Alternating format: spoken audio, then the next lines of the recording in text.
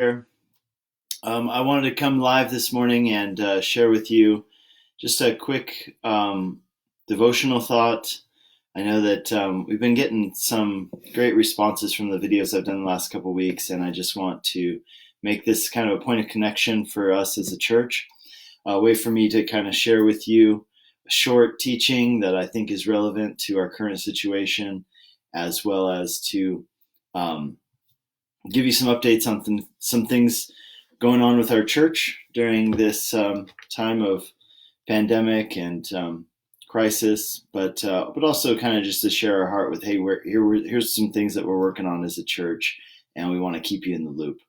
So the things I want to share with you are from Psalm 55.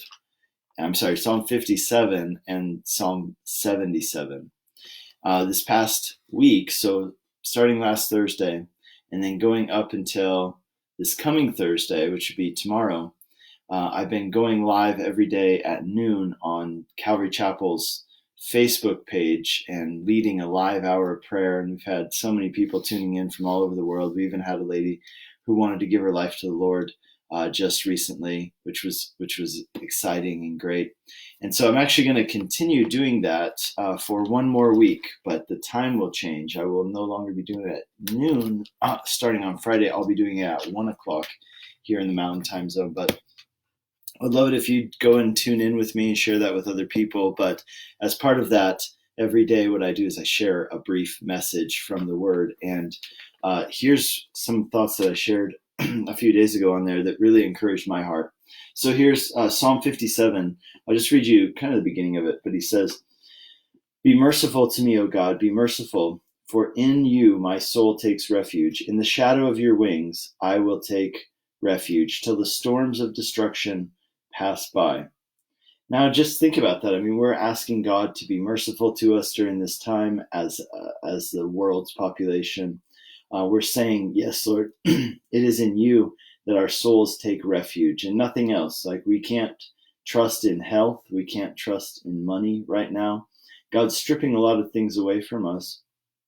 And I believe that that is our only proper response, is for us to say, Lord, our souls take refuge in you alone, and in the shadow of your wings I will take refuge until the storm of destruction passes by. My only hope is that after the storm of destruction passes by, that we would still cling to God, because the truth is that even when this virus is not a threat, the fact is that whether it's this virus or whether it's something else, our lives are finite, right? Our lives are finite. Well, we have to have hope in something bigger than just this world and our lives here, because no matter what, whether it's this virus or something else, there will be a storm which will one day come and take our lives. And so we need to be settled in the shadow of his wings until all the storms of this life pass by. And so I would encourage you today to let your soul take refuge in the shadow of his wings until all storms of destruction pass by. And he says, I will cry out to God the Most High, the God who fulfills his purpose for me. I just want to encourage you that God has a purpose for you and for your life. And I encourage you to seek him for that and follow him as he leads you into that. Right now, during this time we're in, there are just so many opportunities that are coming up as well. You know, every challenge presents opportunities. Every innovation is a response to a problem, a difficulty, a challenge, a restriction. And so we want to ask God to lead us in unique ways, lead us to places and ways that he hasn't led us before, or we haven't followed him before, as we are facing this unique time. And so he says, God, be exalted above the heavens. Let your glory be over all the earth. He says, my heart is steadfast, O God. My heart is steadfast. I will make melody. Awake, my glory. Awake, O harp and lyre. I will give thanks to the Lord among the people. I will sing praises to you among the nations. For your steadfast love is great to the heavens, and your faithfulness to the clouds. Be exalted, O God. Let your glory be over all the earth.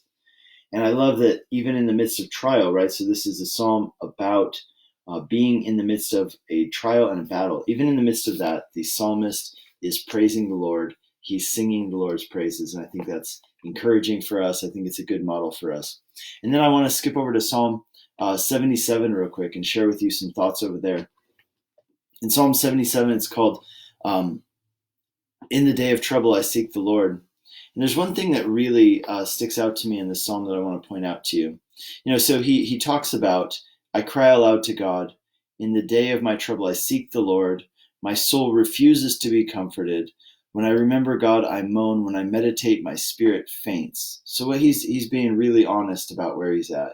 I'm just falling apart, basically. He says, I am so troubled, I cannot even speak. I consider the days of old, and I say, let me remember my song in the night. Let me meditate in my heart. Then my spirit made a diligent search. And then he asks some really pressing questions that I think are really raw. They're really honest, maybe more honest than many of us allow ourselves to be. He says, will the Lord spurn forever and never again be favorable? Has his steadfast love ceased forever? Are his promises at an end for all time? Has God forgotten to be gracious? Has he in his anger shut up his compassion? He said, these are the real questions that I'm dealing with in the depths of my soul. Has God's love ceased? Has God stopped being gracious? Where is the grace of God? Where is his kindness, his compassion? And he says, to those questions, this is the answer I give. I say, I will appeal to this, to the years of the right hand of the Most High. I will remember the deeds of the Lord. Yes, I will remember your wonders of old. And what is he saying there? He's saying, here's what I do when I will have those big doubts in my mind. When I say, is God really there? Does God still care? Is God still loving? Where is God in the midst of this situation? Where is the grace of God? Where is his compassion? Why is God letting this thing happen to me? Maybe some of you are out of work right now. Maybe you're facing other crises.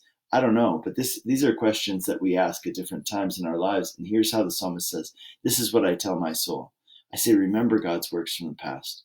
Guys, here in his word, we have the complete record of all the things that are recorded for us, right? There's more, but all the things that God has done throughout history to keep his promises.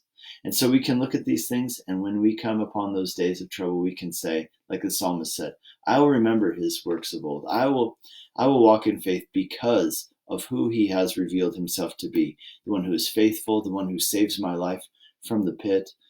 And so then he goes on.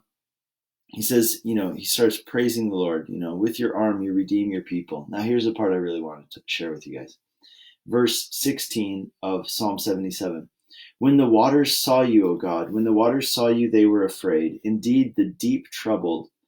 Okay, so in the Bible and in ancient thinking, there is this theme about water. So big bodies of water. So obviously streams, not so much, and not so much, of course, fresh water, but big, large bodies of water like the seas, the Sea of Galilee, the Mediterranean Sea, other places. The sea represents always chaos and danger.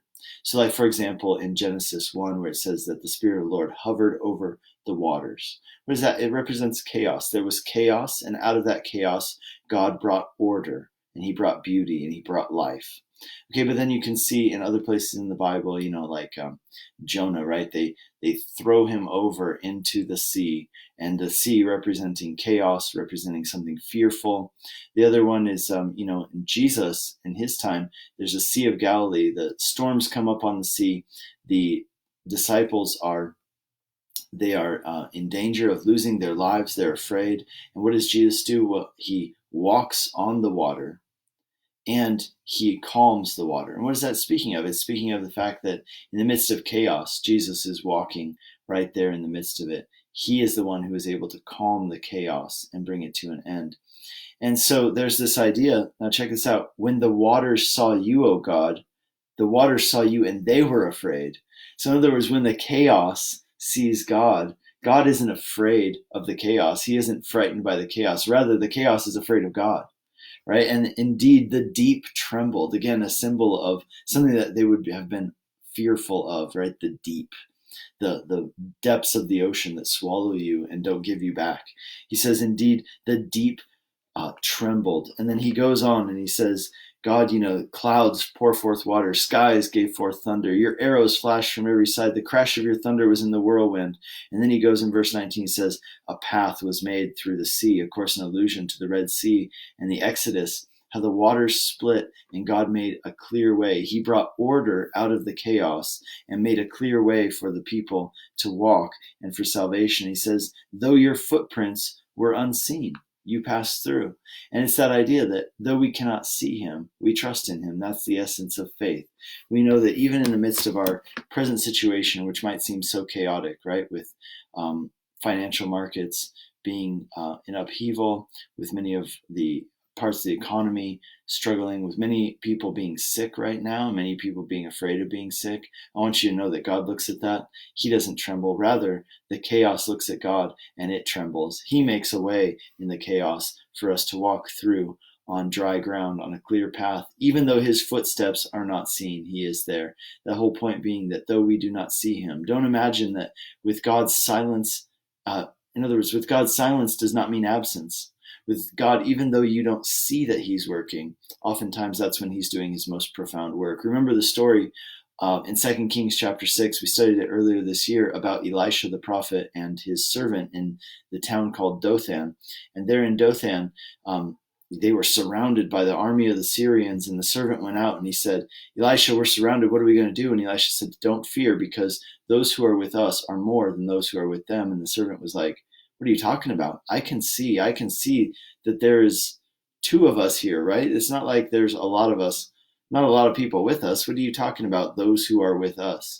And Elisha prayed for his servant. He said, God, open his eyes. And the servant's eyes were open. He saw all around on the hills, there was an army of angels with fiery chariots, with chariots of fire right there to protect them and fight for them. In other words, even though the servant hadn't seen it, the truth was that God had been working that entire time. And just now the servant was finally able to see all that God had been doing in the unseen realm. And so I would just encourage you, there's a lot that God is doing. There are things that he is working through this. We may not yet know what they are. And I don't just mean in this coronavirus situation, I mean in your situation as well, whatever it is that you're facing. So I encourage you, take hope. We're reminded in Romans, he who did not even withhold his own son from us, how will he not also with him give us all things? So he's good, he's willing, and he is able. That's what we know about God. So hey, here's some quick updates about some things going on at our church. Our food bank ministry is going well. We've had some people from the community, meaning outside of our church, reach out, and we've had some people from inside of our church who have benefited from the food bank already. We had somebody reach out today saying she has some elderly neighbors in her neighborhood, and she would like to. She's somebody who listens to us on the radio. She said she'd like to come and pick up some items for them. So we're glad that the food bank is being put to good use. Thank you for those of you who have donated. And if you have needs, really, we're very well stocked in there, to the point where if we don't start giving more stuff away, we're going to be overstocked. And so we want you to not be shy and really take some of those items, because they're there for your benefit. And so as you have need, let us know. One of the things that we have realized with the food bank is that we've been getting a lot of the same items, and yet so there are things that we need, and then there are things that we have a surplus of, maybe an overabundance of. And so what the food bank team is going to be doing this week is that they're going to be making a list of some specific things that we need and some things that we don't need any more of. And they'll be putting that out to you on Realm, and then you'll be able to know, for those of you who wanted to purchase things and wanted to help, you'll be able to know, okay, what are the pressing needs that we have, and how can you help meet those needs? So keep an eye out for that on Realm. Another thing, women's ministry is continuing to meet. They're doing all their meetings over Zoom. So if you are a lady who would like to get connected with the women's Bible study, the way it works is they have one Bible study on Thursday morning, and then the next week they do the evening, and they alternate morning, evening on different weeks. So tomorrow, that would be April 2nd, they're having a morning Bible study. So maybe some of you are at home right now, and you would say, well, now that I'm at home, I can actually participate in the morning one or the evening one. Morning one's tomorrow. If you'd like to be involved, email women@whitefieldschurch.com, and they will include you, meaning that they'll send you the code to join the Zoom meeting and all the information you need. So ladies, definitely continue that. And we want to really encourage you guys to be connecting with each other over Zoom in different formats, especially in your community groups, or if you're part of men's Bible study, women's Bible study, etc. Community groups, some of them are still meeting over Zoom. And so I would encourage you who are in groups to be communicating with people in your group. Many are still meeting over Zoom. We're not technically in a session right now. You know, the way we do it is we do 3 8-week or 10-week blocks of community group weeks in which we produce a community group study guide, etc. But we certainly don't forbid you from meeting when we're not in official session. And so that's kind of where we're at now. I know that some of the groups have been meeting using Zoom. If you haven't yet downloaded Zoom, we really encourage you to do that. It's a great tool, and more people are using it these days for group meetings. It's just a great and easy to use tool, but you want to download that to either your smartphone, your tablet. I think it works very well on laptop. That's generally where I use it. We are scheduled to start our next session of community groups coming up after Easter. And so we want to encourage you to join a community group or to continue with the one that you've been in. And there will be a group leader training for those of you who are group leaders. There will be a group leader training coming up, so keep an eye out for that. But the rest of you, please be ready for joining your group remotely, because we want to continue this. In fact, we think it's more important than ever that we be in community right now. So we encourage you. That's what I'm looking for, to join that. And also tonight there is. Let me finish that thought. We encourage you to get Zoom and then be ready to join in with your group when that time comes. You will be hearing more information about that soon, so just keep that on your radar. And just a reminder that there is a prayer meeting tonight on Zoom, and the info for that is on Realm, meaning you'll need the meeting ID, but that's posted for you by Amber Bedrick. She's hosting this Zoom meeting, and we'd love it if you guys would get together and pray. I think that we want to make sure that we use this time really well, and we use this extra time we have as time at home to really seek the Lord. And I'm excited for how he's going to answer all of our prayers. But let's make this a time. My prayer, again, is that we will draw together even more as a community, and we'll be even more focused on the mission that God has called us to as a result of this time of upheaval that we're in the midst of. God bless you guys, and we'll see you on Sunday. And then I'll be back with you again next week with one of these updates. God bless you guys.